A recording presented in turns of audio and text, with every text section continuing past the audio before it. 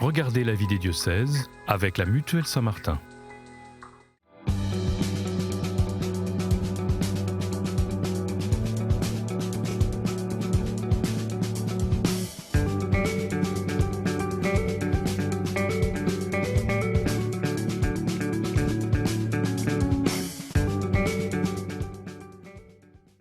Bonjour à toutes et à tous et bienvenue dans la vie des diocèses sur KTO Télévision et KTO Radio, une émission enregistrée depuis les studios de la communication du sanctuaire de Lourdes pendant l'Assemblée plénière des évêques de France.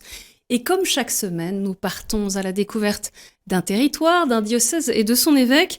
Et aujourd'hui, direction la mer Méditerranée et la Côte d'Azur pour découvrir la principauté de Monaco. Dans cette édition, on suivra des collégiens et des lycéens monégasques pendant leur temps de catéchèse et de culture religieuse, et on entendra le témoignage d'Esther Melconian qui nous parlera de son désir missionnaire au cœur du diocèse. Quelques mots sur Monaco, le deuxième État le plus petit au monde. Sur le rocher, vous le savez peut-être, le catholicisme a la particularité d'être religion d'État. Le drapeau monégasque reprend d'ailleurs les couleurs de sainte dévote, on en reparlera. On compte un peu moins de 40 000 habitants, parmi lesquels les 3/4 de la population ne sont pas monégasques. Et sur ce territoire très densément peuplé, l'économie est fortement spécialisée, notamment sur le plan immobilier ou financier, bien sûr. Pour parler du diocèse de Monaco, je reçois avec joie son archevêque, Monseigneur Dominique-Marie David. Bonjour Monseigneur. Bonjour Honorine, merci de votre accueil. Merci de venir au cœur de l'Assemblée plénière des évêques. Je viens de donner quelques caractéristiques de Monaco. On a beaucoup peut-être de préjugés sur cet État. Présentez-nous un peu ce diocèse dont vous avez la charge. Alors vous avez parfaitement raison, c'est un tout petit diocèse qui est en même temps un pays à la taille d'un village. Alors on connaît Monaco ou Monte-Carlo, comme on l'appelle aussi, même si Monte-Carlo est un quartier de la principauté. On connaît souvent de l'extérieur avec effectivement des éléments bien identifiés, d'une population aisée, avec l'industrie du luxe et du tourisme. J'ajouterais de l'événementiel, parce que ce soit au niveau sportif, scientifique, artistique, il y a toujours un événement en cours à Monaco. Mais quand je suis arrivé, j'ai aussi découvert une autre face de ce diocèse, une plus grande diversité que ce que j'avais imaginé. Et souvent je dis, il y a plein de gens tout à fait normaux à Monaco et c'est un vrai et beau lieu de mission. On vient de voir quelques chiffres s'afficher. Je mentionne la présence de 27 prêtres au total dans le diocèse, de 6 paroisses, 2 établissements scolaires d'enseignement catholique. Mais on va reprendre tout ça ensemble. Au début de cette émission, quelques dates, peut-être pour mieux vous connaître. Monseigneur Dominique-Marie David, vous êtes donc archevêque de Monaco depuis 2020, né en Maine-et-Loire en 1963 à Beaupréau. Vous avez été ordonné prêtre en 1991 à Nantes comme membre de la communauté de l'Emmanuel. Vous avez d'ailleurs été, entre autres, responsable des prêtres et séminaristes de la communauté de l'Emmanuel de 2009 à 2016 et recteur de l'église de la Trinité des Monts à Rome de 2016 à 2019. Alors, ça résume pas tout votre ministère, mais ça donne quelques points de repère. Vous avez choisi comme devise épiscopale un verset de la lettre de Saint Paul, la première lettre aux Thessaloniciens. Il est fidèle, celui qui vous appelle. Je vous propose de commencer, comme on est diffusé lundi 18 novembre, de commencer par l'actualité, parce que ce mardi 19 novembre, c'est la fête nationale monégasque, le jour du souverain ou la fête du prince, qui est pour les monégasques le jour le plus important de l'année, avec une messe d'action de grâce célébrée en la cathédrale Notre-Dame Immaculée de Monaco. Que représente ce jour pour vous comme archevêque de Monaco, vous êtes aussi une des personnalités de l'État? Vous avez raison, nous sommes dans les derniers préparatifs et c'est toujours un événement attendu par toute la principauté, plus largement d'ailleurs parce que tous les ambassadeurs accrédités auprès de la principauté de Monaco se rassemblent, la plupart sont à Paris ou dans d'autres lieux, pour vivre avec les monégasques et les résidents ce moment fort. Vous avez également raison de souligner l'interaction très étroite entre les événements marquants du pays et la vie de l'Église. C'est vrai dans ce sens pour la fête nationale et pour la Sainte Dévote, c'est une fête religieuse qui a aussi ses répercussions nationales. Alors c'est un grand moment, je pourrais dire à la fois un peu solennel, mais aussi très familial. Alors effectivement, au milieu de beaucoup d'événements qui marquent cette fête, le Te Deum, comme nous l'appelons, qui est en fait une messe à laquelle nous intégrons un chant d'action de grâce au Seigneur pour sa présence à Monaco. Il faut le rappeler, c'est pas juste un événement formel, c'est aussi un événement de foi. Et nous prions spécialement pour le prince et sa famille avant des festivités plus conviviales sur la place du palais et plus artistiques le soir. Mais c'est quand même un des grands moments de la vie de Monaco et de tous ceux qui aiment la principauté. Cette messe donc mardi 19 novembre qui sera diffusée sur KTO également. Je le disais en introduction, à Monaco, la religion catholique, apostolique et romaine est religion d'État. C'est l'article 9 de la Constitution qui garantit également la liberté des cultes. Alors, il y a une question qui se pose dans ce cadre, comment proposer et présenter la foi à des collégiens et lycéens qui sont bien sûr pas tous catholiques. L'enseignement catholique est présent à Monaco avec son caractère propre et des cours d'instruction religieuse sont aussi proposés dans l'enseignement public. Nous avons suivi des élèves de l'institution François d'Assise Nicolas Barré et les adultes qui les accompagnent. C'est un reportage d'Ophélie Marien.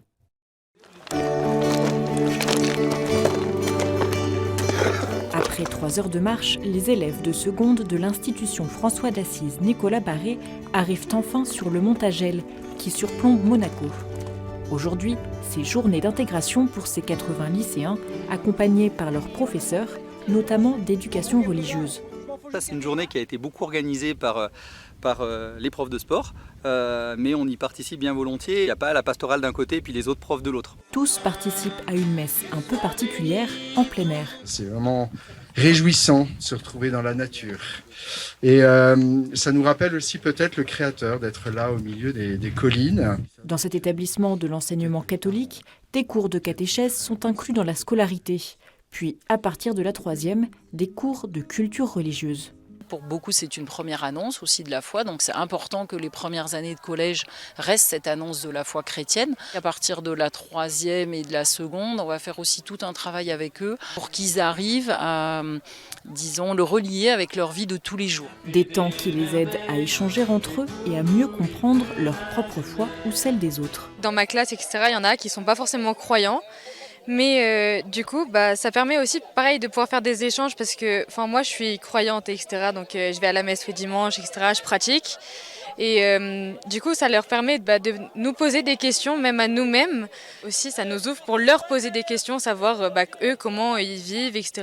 On peut apprendre sur les religions et aussi on peut se sentir plus proche du Seigneur en faisant ce genre de classe. Dans leur lycée, une salle réservée à l'aumônerie est ouverte aux jeunes pendant la récréation. C'est ici qu'ont lieu les cours de catéchèse et de culture religieuse. Moi, ça m'aide beaucoup et j'aime bien ce temps qu'on a toutes les semaines. Moi, je suis rentrée en 6e à FANB. Avant, j'étais dans une école publique et venir dans une école privée catholique, ça m'a vraiment aidé à continuer mon chemin de foi et à vraiment comprendre pourquoi je suis catholique et pourquoi ça m'aide dans ma vie quotidienne. Cet après-midi, Franck accueille des 3e pour un cours sur les différentes paroisses de Monaco, ce qui lui permet d'évoquer, entre autres, la sainte patronne de Monaco. Ça fait partie des vestiges qui sont importants pour les chrétiens.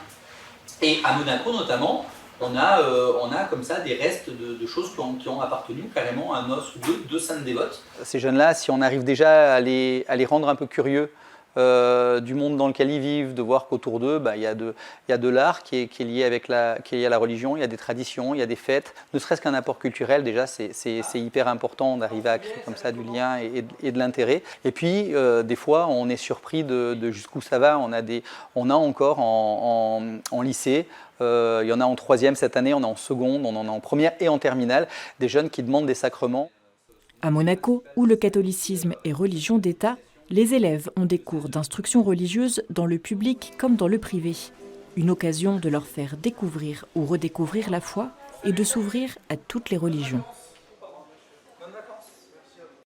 On a vu quelques visages de ces jeunes de Monaco sur un territoire donc de 38 000 habitants. C'est quoi un peu la particularité de la pastorale des jeunes dans le diocèse de Monaco, des mouvements scouts à l'enseignement religieux, le catéchisme dans les lycées? Oui, de fait, la pastorale des jeunes se diversifie selon qu'elle se situe plus dans un cadre paroissial, dans un cadre scolaire ou aussi grâce aux mouvements, parce que nous avons 3 principaux mouvements qui prennent soin des jeunes, voilà, et des mouvements éducatifs qui à chaque fois essayent d'intégrer le jeune, comme dans l'enseignement d'ailleurs, dans une perspective globale.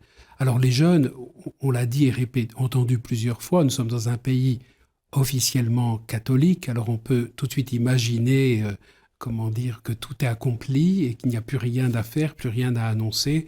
On voit bien que ces jeunes sont des jeunes comme les autres, ils vivent dans un pays effectivement officiellement catholique, mais leur propre chemin doit être accompagné pour qu'ils puissent comprendre ce que cela signifie au-delà du patrimoine historique traditionnel. Un exemple, le 8 décembre est férié, le jour de la fête Dieu est férié aussi à Monaco, mais beaucoup de ces jeunes ne savent absolument pas pourquoi. Donc c'est aussi à nous de prendre des passerelles de leur vie quotidienne, culturelle, et de leur donner le fond d'une connaissance et favoriser la possibilité d'une rencontre avec le Christ, qui est toujours notre mission. Plus de 95% des jeunes quittent Monaco pour faire leurs études supérieures. Comment est-ce qu'on peut rejoindre les étudiants, les jeunes pros qui reviennent parfois en principauté ? Alors, parfois, ils reviennent de fait pendant leur temps à l'extérieur. Ils aiment bien revenir à Monaco pendant les vacances et certains restent actifs dans les paroisses et les mouvements de jeunesse au moins à ce moment-là. Et puis, nous sommes vraiment en grande réflexion en ce moment, là, votre question tombe à pic, sur la possibilité d'ouvrir des portes pour les jeunes pros. Aujourd'hui, il y a un gros développement dans beaucoup de lieux, et particulièrement en France, et nous aimerions bien nous inspirer de ce qui peut se faire pour répondre à des questions spécifiques de ces jeunes, soit qui reviennent à Monaco ou qui viennent travailler et qui se posent beaucoup de questions sur leur chemin. On l'entendait, y compris chez ces adolescents, là, dans les lycées. Il y a aussi des demandes de baptême d'adolescents, de jeunes adultes. Comment est-ce que la pastorale d'accompagnement de ces catéchumènes se met en place ? Alors, de fait, on rejoint un mouvement qui est plus général que ce que nous pouvons vivre, et beaucoup d'évêques et beaucoup de prêtres et de paroisses témoignent de cet afflux. Alors, c'est une vraie responsabilité pour nous, tant dans les paroisses que dans les établissements scolaires, partout où se trouvent des jeunes, d'être à même de les accueillir, de les accompagner et de favoriser les lieux de cheminement et de croissance. Même un jeune qui vient frapper à la porte et qui demande le baptême ou la confirmation, et nous l'avons entendu, des lycéens et des jeunes pros et beaucoup d'autres qui demandent d'avoir une qualité d'accueil et d'accompagnement qui leur permet de faire le chemin, au-delà d'une première demande, un vrai chemin de découverte et d'expérience chrétienne. On parle du sacrement du baptême, je fais le pont avec le sacrement du mariage, parce qu'en juin dernier, vous avez signé un texte particulier, un directoire sur le sacrement du mariage. Pourquoi est-ce que vous voulez comme ça renouveler la pastorale du mariage ? Il nous a semblé important, et ça a émergé de notre conseil presbytéral, qui rassemble tous les prêtres de notre diocèse, ils ne sont pas si nombreux, de nous donner des points de repère pour l'accompagnement et la célébration. Pourquoi ? Parce que nous avons des demandes de couples très sympathiques et qui, a priori, sont dans une démarche très positive de demander le sacrement de mariage, mais qui n'ont plus de connaissance de ce que c'est une célébration religieuse, de ce que c'est un mariage, un sacrement de mariage. Et donc j'ai voulu donner aux prêtres et à toutes les équipes qui préparent au mariage, y compris les laïcs qui participent au centre de préparation au mariage, des points de repère pour aider dans l'éducation et la formation de ceux qui se présentent à nous, en leur disant d'abord réjouissez-vous avec eux, parce que c'est une bonne nouvelle, accueillez-les avec joie, et ensuite donnez-leur des indications qui vont les aider à mieux comprendre ce qu'ils veulent vivre. Monseigneur Dominique-Marie David, je vous propose maintenant d'entendre le témoignage d'Esther Melconian, catholique engagée, elle est vice-présidente de l'Œuvre d'Orient Monaco. Elle nous partage la façon dont la démarche synodale à Monaco a stimulé ceux qui portaient en eux un désir missionnaire. La consultation nationale du synode et la lettre pastorale de notre évêque qui a suivi ont permis de mettre en route et d'encourager ceux qui portaient un désir missionnaire. Les rencontres diocésaines, comme la fête Dieu, la messe chrismale, les différentes propositions, comme le parcours Alpha, connaître Jésus, gratitude, offraient déjà la possibilité de vivre en disciples enthousiastes du Christ. Dans cette dynamique, de nouveaux parcours de cheminement et de croissance spirituelle ont démarré. Nous les appelons aujourd'hui les parcours missionnaires. notre archidiocèse continue à recevoir de nombreuses propositions missionnaires qui sont accueillies et accompagnées par le comité diocésain pour la mission avec notre archevêque. D'un point de vue personnel, je peux témoigner que pendant le rassemblement Kérigma à Lourdes l'année dernière, il m'est apparu que rien n'était figé dans notre église qui est à Monaco. Nous pouvons, ensemble, évangéliser par attraction.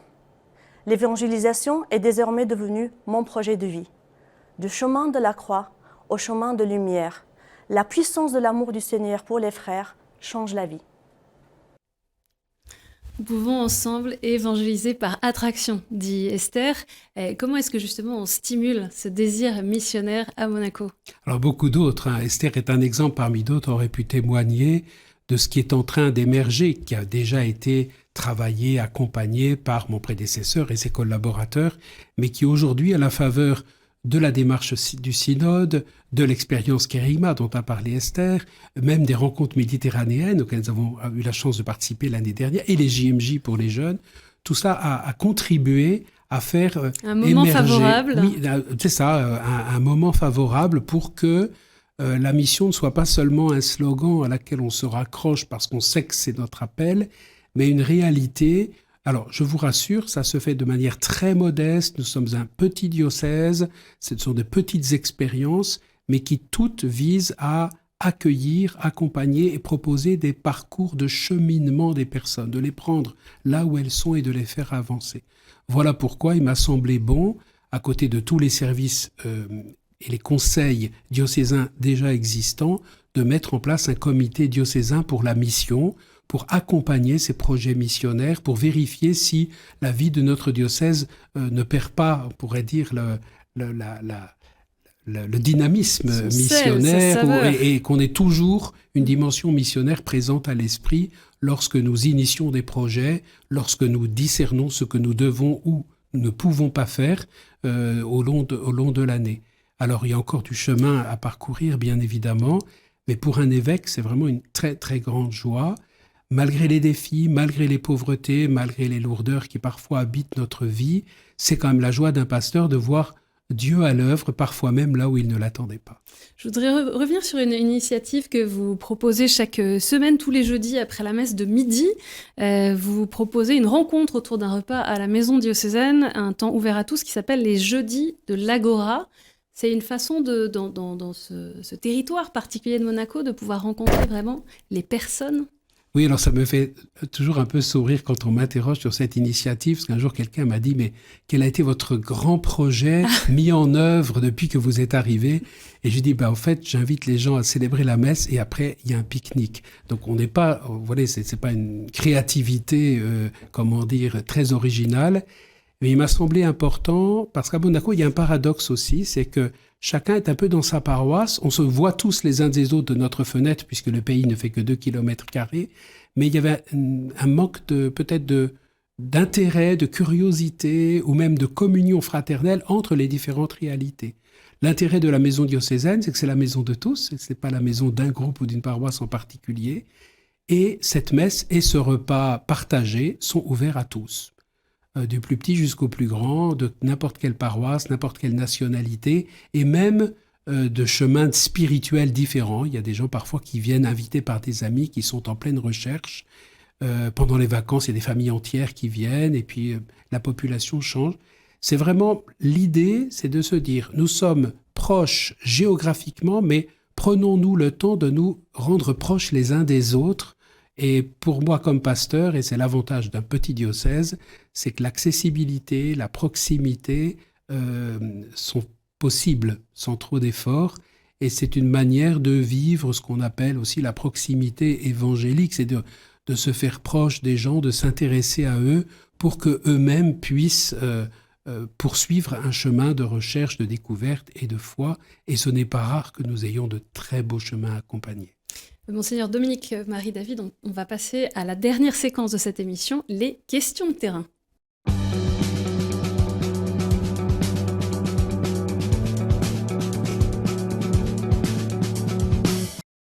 Et on a une première question de Camille, qui est en classe de seconde et qui fait partie du phare, foi, action, rayonnement à Monaco. Donc bonjour Monseigneur, j'avais une petite question à vous poser. Je voulais savoir ce que ça peut vous faire, ce que ça fait d'être archevêque et d'avoir autant de responsabilités dans un État qui est catholique. Je peux répondre ? Allez-y. Voilà. Alors, bon, je suis un peu surpris parce que je découvre les questions. C'est pas une question si, inédite. Parfois, on me la pose. Bon, d'abord, la mission d'un évêque, c'est reçu, c'est accueilli. On ne demande pas à l'être. On ne demande pas non plus à aller dans le diocèse que nous aimerions servir, mais celui que Dieu, par la nomination du Saint-Père, nous donne de servir. Bien sûr, il y a des responsabilités, mais comme ma devise épiscopale que vous avez rappelée au début de l'émission, c'est « Il est fidèle, celui qui vous appelle », voilà, on pourrait dire que chaque matin, je décide de m'appuyer sur la fidélité de Dieu et sur le soutien et la compréhension de mes collaborateurs, sans qui je ne pourrais pas exercer cette mission.